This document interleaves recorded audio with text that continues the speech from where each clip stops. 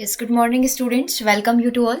सो आज का सेशन हम लोग यहाँ पर रीट के लिए करेंगे। रीट में जो विज्ञान आती है उसके बारे में आज के सेशन में हम लोग डिस्कशन करेंगे। सबसे पहला जो स्क्रीन पर आप देख पा रहे हैं, यहाँ पर हम लोग सिलेबस की बात कर रहे हैं। सिलेबस में क्या क्या चीज़ें हैं और इस सिलेबस का जो पहला टॉपिक है सजीव और निर्जीव करके, यानी कि living and non living thing करके, इसके बारे में आज के सेशन में हम लोग डिस्कशन करने वाले हैं। विथ एनसीईआरटीज हम लोग यहाँ पर क्वेश्चन भी कंप्लीट करेंगे कि इस टॉपिक से आपके क्या क्या क्वेश्चन पूछे जा सकते हैं।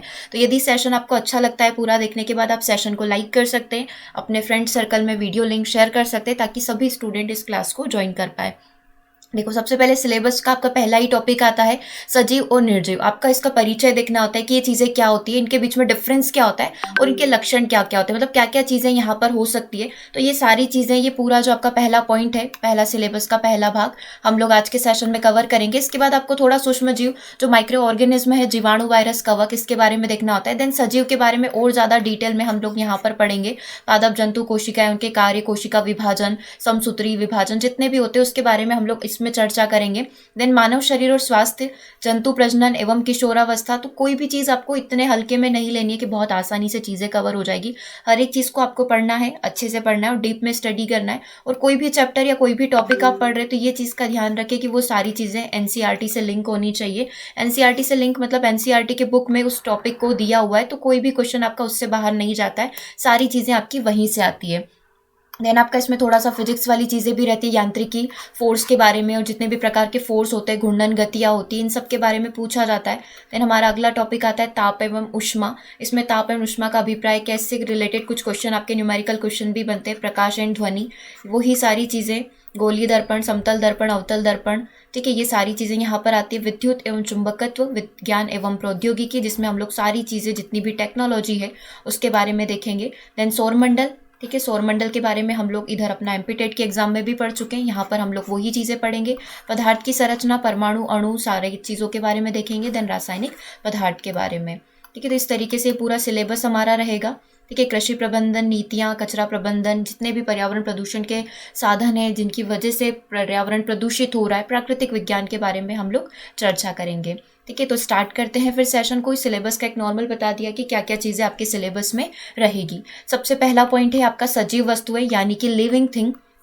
अब लिविंग थिंग क्या होती है, बिल्कुल बेसिक से हम लोग बात कर रहे हैं, ठीक है। बेसिक टू एडवांस हम लोग यहाँ पर बढ़ेंगे, ठीक है। ऐसी वस्तुएं जिनमें श्वसन क्रिया और वृद्धि होती है सजीव वस्तुएं कहलाती है, ठीक है। अब सजीव वस्तुओं की क्या कैरेक्टरिस्टिक्स होती होगी, तो सजीव व निर्जीव वस्तुओं में ऐसे गुण होते हैं जिनमें स्पष्ट अंतर दिखाई नहीं देता है, तो इनके विविधतापूर्ण गुणों के आधार पर हम लोग सजीव और निर्जीव को यहाँ पर अलग कर सकते हैं। अब कैसे कर सकते हैं, एक एक करके हम लोग यहाँ पर डिफरेंस देखेंगे। अगर हम लोग बात करें निर्जीव वस्तुओं के लक्षण क्या क्या होते हैं, तो निर्जीव वस्तुएं अपने आप से गति नहीं कर सकती जब तक कि कोई बाह्य फोर्स या बाह्य बल उनके ऊपर न लगाया जाए, ठीक है। हम सभी जानते ही हैं इस चीज़ को। निर्जीव वस्तुओं में श्वसन क्रिया नहीं होती है, साथ ही इनमें कोई भी पोषण की आवश्यकता, इनको पोषण की आवश्यकता नहीं होती है। यदि इन टर्म्स ऑफ डिफरेंस हम लोग देखना चाहें, सजीव, लिविंग और नॉन लिविंग थिंग के बीच में डिफरेंस क्या होता है, तो हम लोग ऐसे देख सकते हैं। फर्स्ट पॉइंट है, सजीवों के शरीर का निर्माण कोशिकाओं से होता है। कोशिकाएं सजीवों की यानी कि लिविंग थिंग की संरचनात्मक एवं क्रियात्मक इकाई होती है। यही कोशिका की डेफिनेशन भी होती है, राइट।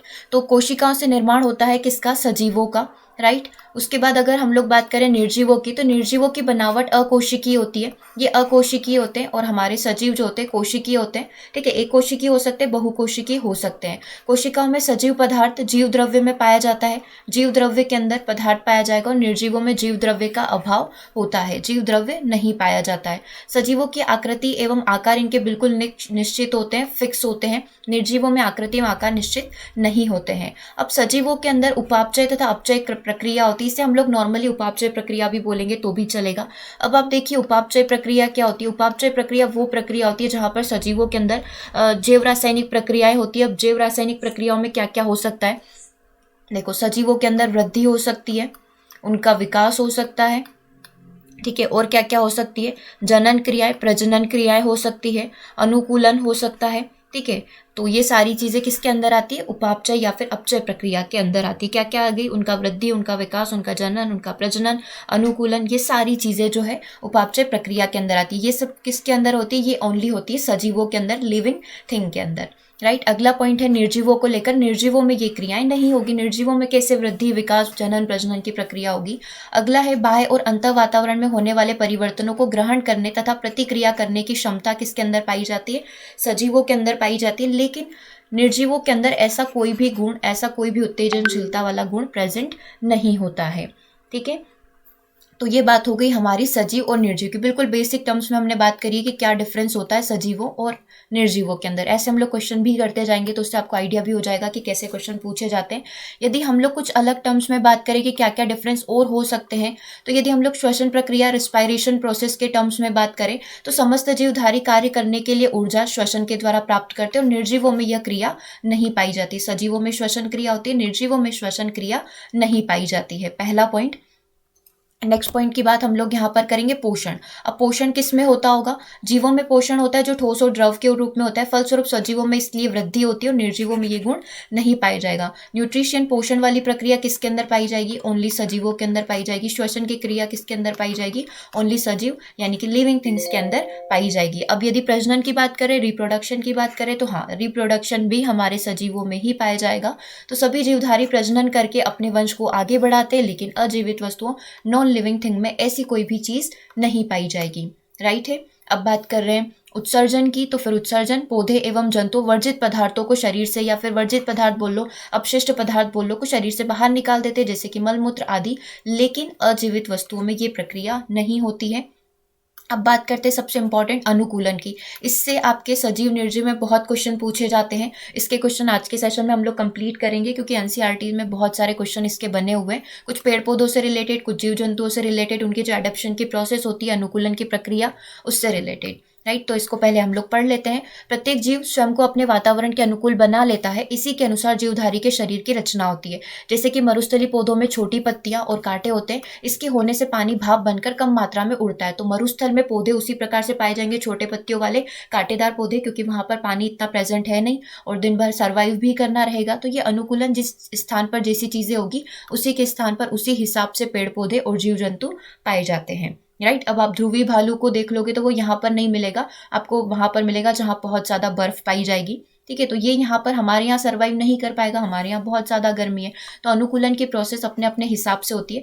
देन लाइफ साइकिल की बात करेंगे, जीवन चक्र की बात करेंगे, तो प्रत्येक जीव जो संसार में जन्म लेता है वह वृद्धि को प्राप्त करता है, फलता फूलता है और एक अवधि के पश्चात उसकी मृत्यु हो जाती है तथा मृत्यु से पुनर्जन्म होता है। इसी प्रकार ये पूरा लाइफ साइकिल हमारा यहाँ पर चलता रहता है, जो कि अजीवित वस्तु, नॉन लिविंग थिंग में प्रेजेंट नहीं होगा। पर्टिकुलर वृद्धि, ग्रोथ की बात करोगे तो प्रत्येक जीवधारी भोजन के फलस्वरूप कोशिकीय उत्तकों का निर्माण करता है, फलस्वरूप उसमें वृद्धि होती है। जबकि निर्जीव वस्तु, नॉन लिविंग थिंग में ऐसी कोई भी चीज देखने को नहीं मिलेगी। ठीक है, तो ये कुछ डिफरेंस हमने देखा जिनको लेकर कि सजीव वस्तुओं, निर्जीव वस्तुओं में क्या डिफरेंस होता है। यदि अब हम लोग सजीव में भी कैटेगराइज कर ले कि सजीव भी तो पौधे भी होंगे और जंतु भी होंगे, तो वो उनमें समानताएं और असमानताएं क्या हो सकती है, क्वेश्चन आपके यहीं से बनने। वो डायरेक्टली कुछ ऐसे क्वेश्चन तो नहीं पूछेगा कि बताइए पास में टेबल रखी हुई तो वो सजीव है या निर्जीव है, तो वो कुछ लेवल वाले क्वेश्चन ही आपसे पूछे जाएंगे एग्जाम में। तो बिल्कुल हर एक पॉइंट से, हर एक पॉइंट को डीप में जाकर आपको स्टडी करना है। नोट्स आप बनाते रहें, कोई भी चीज ऐसी लग रही है कि हाँ ये न्यू है, इंपॉर्टेंट है, आप उसको कॉपी में नोट डाउन कर सकते हो। समानताओं की बात करें, क्या क्या समानता इसके अंदर पाई जाती है, क्या क्या सिमिलर चीजें पौधे और जंतुओं के अंदर हमें देखने को मिलेगी। इसके बाद हम लोग असमानताओं की बात भी कर लेंगे। सबसे पहला पॉइंट है, दोनों को जीवित रहने के लिए भोजन की आवश्यकता होती है। पौधों को और जंतुओं को दोनों ही वृद्धि करते, दोनों में जनन और प्रजनन क्रियाएं होती है। दोनों श्वसन के द्वारा भोजन का अपघटन करके ऊर्जा को प्राप्त करते हैं। ये सजीव वाली जो है वो कैरेक्टरिस्टिक्स भी हो गई साथ में, और पौधों और जंतुओं की कॉमन थिंग भी हो गई। दोनों शरीर में बने वर्जित पदार्थ या उत्सर्जित पदार्थ जो होते हैं उनको उत्सर्जित करते हैं। दोनों की संरचना कोशिकीय होती है, सेलुलर कोशिकीय संरचना पाई जाती है। दोनों बाहरी उद्दीपक के प्रति संवेदनशील होते हैं, ये भी पौधों और जंतुओं की सिमिलर बात हो गई। और दोनों अपनी किस्म के अन्य जीव को पैदा करते हैं, मतलब जनन और प्रजनन की प्रक्रिया यहाँ पर पाई जाती है। राइट, तो ये सारी चीजें किसको बताती है, ये सारी चीजें बताती है समानताओं को। एक बार रिवाइज करते हुए चले। जीवित रहने के लिए भोजन की आवश्यकता, पहली चीज। दोनों वृद्धि करते, दूसरी चीज। दोनों श्वसन के द्वारा भोजन का अपघटन करके ऊर्जा उत्पन्न करते हैं। दोनों शरीर से बने वर्जित पदार्थ उत्सर्जित पदार्थों को उत्सर्जित करते हैं। दोनों की संरचना कोशिकीय होती है। दोनों बाहरी उद्दीपक के प्रति संवेदनशील होते हैं, बाहरी उद्दीपक का इनके ऊपर प्रभाव पड़ता है, इम्पैक्ट पड़ता है। और दोनों अपनी किस्म के अन्य जीवों को पैदा करने की क्षमता रखते हैं। ये तो बात हो गई समानताओं की। अब बात करते हैं असमानताओं की। पौधों में क्या असमानताएं पाई जाती है और जंतुओं में क्या असमानताएं पाई जाती है। तो देखो पौधों में ये चीज कि पौधे जो है एक हरे रंग का वर्णक होता है, पौधों में एक हरे रंग का वर्णक पाया जाता है जिसे हम लोग क्लोरोफिल कहेंगे। जंतुओं के अंदर ये चीज प्रेजेंट नहीं होगी, पहला पॉइंट। सेकेंड, पौधे स्वयंपोषी होते, ऑटोट्रॉप्स होते, अर्थात ये अपने भोजन का निर्माण स्वयं कर सकते हैं। इन्हें किसी के ऊपर आश्रित रहने की जो आवश्यकता है वो नहीं होती। ये भोजन के लिए खुद पर ही आश्रित रहेंगे, दूसरों पर इनकी डिपेंडेंसी नहीं बनेगी। दूसरा पॉइंट, सबसे पहला क्या हो गया, क्लोरोफिल प्रेजेंस होता है, खुद अपना भोजन स्वयं बनाते हैं प्रकाश संश्लेषण के थ्रू, फोटोसिंथेसिस प्रोसेस के थ्रू। इनमें गतिशीलता लगभग नहीं होती है, पौधों में गतिशीलता नहीं होती है, राइट। तीसरा पॉइंट है, फोर्थ पॉइंट हो गया, पौधों में वृद्धि कुछ निश्चित क्षेत्रों में ही होती है जिसे हम लोग वृद्धि क्षेत्र बोलते हैं, पर स्थित होती है। मतलब ऐसा नहीं कि पूरा भाग उनका वृद्धि करे, कुछ क्षेत्रों में वृद्धि यहाँ पर पाई जाती है। तो ये पौधों की बात हो गई जो इन्हें जंतुओं से अलग करती है। अब जंतुओं की कौन सी ऐसी चीज है जो इन्हें पौधों से अलग बनाती है। जंतुओं में कोई क्लोरोफिल नहीं पाया जाता है, ये परपोषी होते हैं, हेट्रोट्रॉप्स होते हैं, अर्थात ये अपना भोजन स्वयं से तैयार नहीं करते हैं, ये भोजन के लिए दूसरे जीवों पर आश्रित होते हैं, राइट। इनमें गतिशीलता होती है लेकिन इनमें गतिशीलता नहीं पाई जाती है। जंतुओं में वृद्धि एक जगह पर नहीं बल्कि सारे शरीर में वृद्धि देखने को मिलती है। ऐसा नहीं कि पर्टिकुलर इसमें ही जड़ में ही वृद्धि होगी जैसा कि पौधों में होता है, लेकिन जंतुओं में जो है हर भाग में, शरीर के हर भाग में वृद्धि देखने को मिलती है। तो ये सारी क्या हो गई, असमानता हो गई। रिवाइज करते हुए चलेंगे। पौधों में क्लोरोफिल पाया जाता है, इनमें क्लोरोफिल नहीं होता है। ये स्वयंपोषी होते हैं, ये परपोषी होते हैं, दूसरों पर आश्रित होते हैं, इनमें गतिशीलता नहीं होती है, इनमें गतिशीलता होती है। और इनमें जो है वृद्धि कुछ निश्चित क्षेत्रों में ही होती है, लेकिन इनमें हर जगह, जंतुओं में हर जगह वृद्धि यहाँ पर पाई जाती है। ठीक है, इतना क्लियर हुआ क्या क्या चीजें यहाँ पर हम लोग किए हैं। अब कुछ क्वेश्चन की बात हम लोग यहाँ पर कर लेते हैं कि किस तरीके से क्वेश्चन बनते हैं। ये तो बिल्कुल बेसिक बात अभी हम लोग कर रहे थे कि हाँ ये चीजें हो सकती है। चलिए अब आगे हम लोग यहाँ पर बात करते हैं कुछ बेसिक। बिल्कुल, आवास किसे कहते हैं। आवास यदि हमको बोल दिया जाए कि आवास क्या होता है, तो किसी स्थान का परिवेश जिसमें पौधे, जंतु और अन्य जीव रहते हैं उसे उसका आवास कहा जाता है। ठीक है, जहां पर जिस प्रकार के जंतु जिस वातावरण के हिसाब से पाए जाएंगे वो उसका क्या कहलाएगा, आवास कहलाएगा। ठीक है, आगे बात करते हैं। देखो अब कैक्टस का आवास क्या हो गया, मरुस्थल हो गया। तो कैक्टस मरुस्थल में जीवन यापन करने के लिए किस प्रकार से अनुकूलित होते हैं, तो कैक्टस की कुछ कैरेक्टरिस्टिक्स, कुछ विशेषताएं हमें यहाँ पर बतानी होगी। सबसे पहला पॉइंट, देखो कैक्टस में पत्तियां या तो अनुपस्थित होती है अथवा बहुत छोटी पाई जाती है, ताकि वो आसानी से जो है हमारी जो वाष्पोत्सर्जन की प्रक्रिया है उसमें उसका इतना ज्यादा नुकसान ना हो। ठीक है, दूसरा पॉइंट आगे हम लोग देखते हैं। कई बार पत्तियां कांटों का रूप, शूल का रूप ले लेती है, जिससे पत्तियों से होने वाले वाष्पोत्सर्जन की जो प्रक्रिया है वो कम हो जाती है। तीसरा है, कैक्टस में तना एक मोटी मोमी परत वैक्सी कोटिंग के रूप में पाया जाता है, इससे ढका हुआ रहता है, जो जल संरक्षण में, पौधों के अंदर जो जल संचित रहता है उसको संरक्षित करने में मदद करता है, ताकि वो वाष्पोत्सर्जन के थ्रू उड़ ना पाए, राइट। तो तना किसके अंदर कन्वर्ट हो जाता है, देखो पत्तियां तो इस तरीके से कांटों में कन्वर्ट हो गई। अब बात करते हैं तने की। तना नॉर्मल पेड़ों जैसा ना होते हुए मोटी परत से ढका हुआ रहता है, जिससे जल संरक्षण करने में आसानी होती है। फोर्थ पॉइंट है, कैक्टस पौधों की जड़ें जल अवशोषण के लिए मिट्टी में बहुत गहराई तक चली जाती है, ताकि जितनी ज्यादा नीचे तक जाएगी उतना ही ज्यादा मात्रा में वो जल को खींच पाएगी, राइट।